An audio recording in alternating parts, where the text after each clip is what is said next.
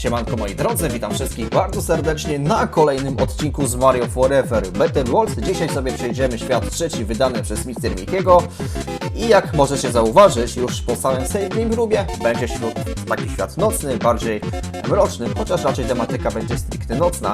Natomiast mnie zastanawiają jeszcze dwie rzeczy przed wejściem do świata trzeciego. Po pierwsze, w save game roomie brzmi muzyka z menu głównego w Mario Forever. Pytanie, czy to jest efekt zamierzony przez Mr. Mickey'ego, czy jednak to miało wyglądać inaczej? Po drugie, dlaczego bloki są niebieskie i ziemia też jest taka niebieska czy granatowa? To czemu rury są zielone? Dziwi mnie to po prostu, ale niech tak będzie. Wchodzimy do świata trzeciego, który zawiera w przeciwieństwie do poprzednich światów tylko 3 etapy. Bardzo dobra muzyka na mapie świata, bardzo mi się ona podoba. Niestety nie wiem, z czego jest ten motyw muzyczny. Może ktoś w komentarzu mi napisać, za co z góry podziękuję. Ale moim zdaniem jest to muzyka Super Smash Bros. Pytanie, czy będę mieć rację, czy jednak to jest zły trop z mojej strony. Ale wiem, z czego leci muzyka w tym poziomie. To jest muzyka z Plants vs. Zombies. Ale musimy przerwać tę nutkę, ponieważ jest Starman na samym początku. A Starman daje nam nie tylko możliwość uzyskania one-upa, ale również zrobienia czegoś, z czego Mr. Mickey jest charakterystyczny. Czyli co zrobić? Oczywiście przytankować. Widzieliście tam, że trzeba było skakać pomiędzy blokami, które były osaczone kolcami, więc gwiazdka tutaj była wręcz niezbędna. Ale okej, wykorzystanie Starmana jak najbardziej właściwe i też dobrze nawiązujące do level designu charakterystycznego dla Mr. Mickey'ego, więc mi początek tego poziomu się podoba. Tutaj widziałem na filmiku od Mr. Mickey'ego, że on zraszował ten moment, natomiast jak ja próbowałem to zrobić, to niemal za każdym razem Mario mi się zatrzymywał. A tutaj z kolei platforma, która się zawali, dość trollowaty moment na sam koniec poziomu, bo to już jest koniec etapu. I kilka razy, przyznam się, straciłem życie na tym, ponieważ zapomniałem, że ta platforma się zawali. Myślałem, że skoro świat ma 3 etapy, to Mr. Mickey zrekompensuje liczbę poziomów długością tych etapów, że etapy będą troszkę dłuższe. Natomiast pierwszy etap w mojej opinii jest bardzo krótki. Natomiast etap drugi będzie już... Będzie troszkę dłuższy. Natomiast tutaj mamy taki bardzo nieprzyjemny moment na samym początku. Jak ja mam pokonać tego kilofowego broni, nie wiem. Ale w tym pytajniku jest zatruty grzyb, więc nie opłaca mi się tego brać.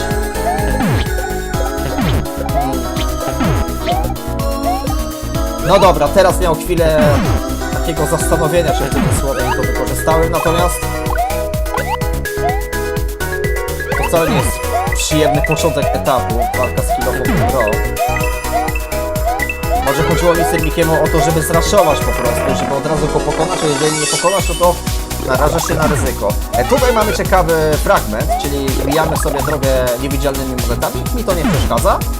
I mamy klasyczny fragment, gdzie trzeba Bitruta wykorzystać, żeby zniszczyć cegłę, bo cegły blokują przejście. Ja nie jestem fanem takich momentów. Bo Bitrut z reguły jest po to, żeby odblokować w jednej sytuacji przejście.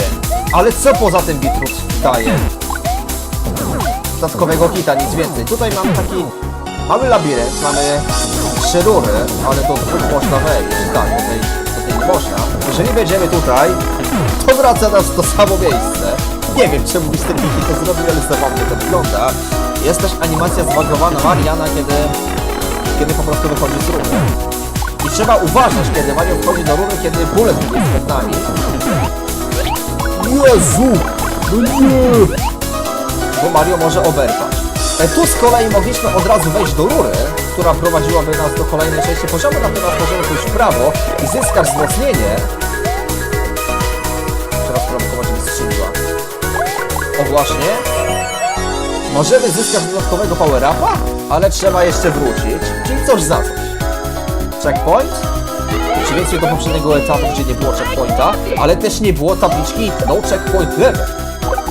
Ciekawe.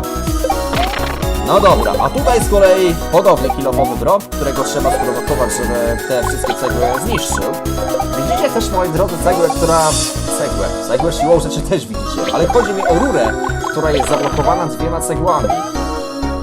I na prawo jest Bitrut, którego teoretycznie potrzebujemy, żeby odblokować to przejście, a przynajmniej zgaduję, taka była intencja Mr. Mickey'ego.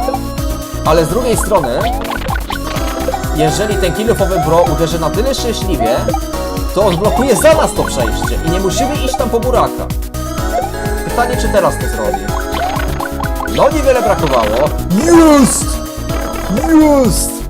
No i po co komu burak, moi drodzy? Po co komu burak? To jest ewidentna wada, jeśli chodzi o level design. Dobra, a ja już to mogę przytankować, bo w przypadku nam się zranisz. Tutaj burak już jest potrzebny 100%, a tutaj musimy wykonać ślizg, przepraszam, którego się nie udało. Ślizg, niektórzy mówią slide, chociaż slide to jest raczej terminologia z Megamena, ale udało się. Moim zdaniem świat trzeci w serii Better World właściwie, jest łatwiejszy niż drugi, ale to nie oznacza, że ten świat będzie jakiś bardzo łatwy. Najtrudniejszy będzie zamek. Sam w sobie może poziom nie jest skomplikowany, ale jest bardzo, bardzo ciemny. Jestem ciekawy, jak to na nagraniu wyjdzie, natomiast jak ja przechodzę teraz, ledwo co widzę obiekty. Najjaśniejsze są te świecące się pytajniki, bloki ze znakiem zapytania. Ale generalnie bardzo mało widzę. Mało tego, jeżeli gdy oglądałem gameplay w słońcu na podwórku, ja dosłownie widziałem czarny ekran. Tu wolę przytankować, wiecie co? Tu wolę przytankować. Lepiej przechodzić to jako mały Mario. Co tam jest dalej? Platforma, tak? Ledwo doskoczyłem, bo tam zahaczyłem się. Jezus Maria. Dobra, widzę to.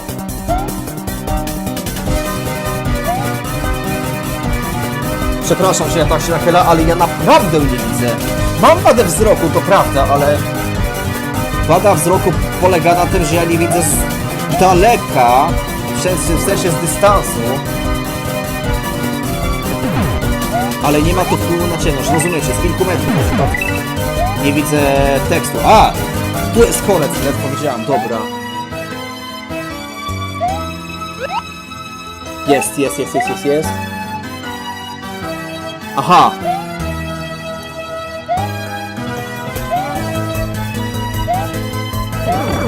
Trudno. Tu jest chyba trujący grzyb, tak jest, dobra. Trujący grzyb. Czy on spadnie? Aha, tak zwane hajzobloki. Nie wiem, czy te bloki są potrzebne, niewidzialne. Można się strollować. I to jest kolejna rzecz, która mi się niestety nie podoba. Mam przeczytać tabliczkę w takiej ciemności? What? Rozumiem, o co chodzi na szczęście, ale to jest dziwne. Jest ciemno i gracz musi taką tabliczkę przeczytać. Jezu, dobra, udało się. I tutaj nie wybijamy wszystkiego od razu, ponieważ są dwa wzmocnienia. Raz się nabrałem na to i dwa grzybki przez przypadek sobie wybiłem. Yeah! Świetna muzyka. I generalnie uważam, że to jest chyba najlepsza walka na razie w całej serii Better Worlds. Już abstrahując od tej świetnej nutki. Zgaduję, że to jest cover z Super Mario 64. A przynajmniej sam początek brzmiał tak. Dobra. No tę walkę trzeba ostrożnie przechodzić. Dobrze, że Bowser teraz podskoczy. 5 punktów zdrowia. No przynajmniej tutaj wiem, ile KP ma Bowser. Muzyka się skończyła. Przydałoby się, gdyby Mr. Mickey zrobił jakieś ładne zapętlenie tego utworu. Ale okej.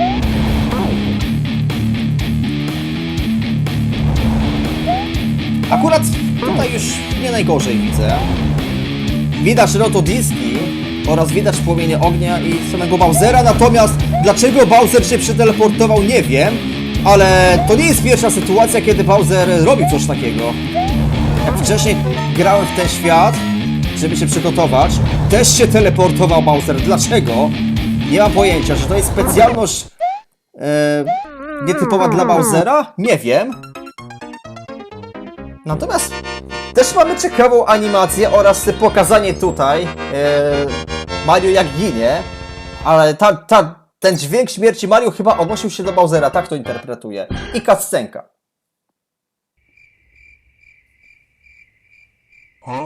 O!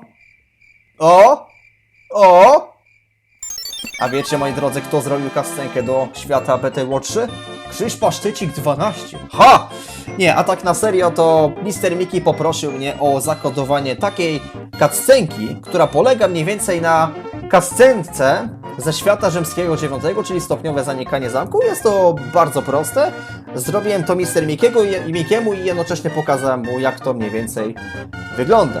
No i też bardzo mi miło, że oznaczy mnie w swoim filmie, a więc tak wygląda świat ten lepszy trzeci, tłumacząc na język polski dosłownie, moim zdaniem łatwiejszy niż świat drugi. I jednocześnie jest to świat, który troszkę moim zdaniem nie pasuje do całej serii Better Worlds, a przynajmniej ja to tak interpretuję. Dlaczego o tym mówię? Dlatego, że poprzednie światy, czyli pierwszy oraz drugi, były światami mocno nacechowanymi pod względem zręczności, dużo takich elementów. W świecie trzecim oczywiście tego nie zabrakło, ale było dużo subtelniejsze. I pytanie, jaki będzie następny świat? Czy to będzie świat czwarty jako świat chmurowy, bo często są światy chmurowe jako te czwarte w seriach Mario? Czy Mr. Mickey pokusi się o zupełnie inny gimmick? To jest pytanie do samego autora, być może udzieli odpowiedzi, a być może odpowiedź poznamy dopiero przy premierze świata czwartego. Bardzo dziękuję Wam, moi drodzy, za oglądanie. Zapraszam do subskrypcji kanału, do lajkowania oraz do zerknięcia na serwer Paszkulatornia na Discordzie, gdzie możecie dowiedzieć się mnóstwo ciekawych rzeczy, czy porozmawiać ze mną na temat Mario, Heroesów, czy ogólnie o życiu. Bardzo Wam dziękuję, do zobaczenia.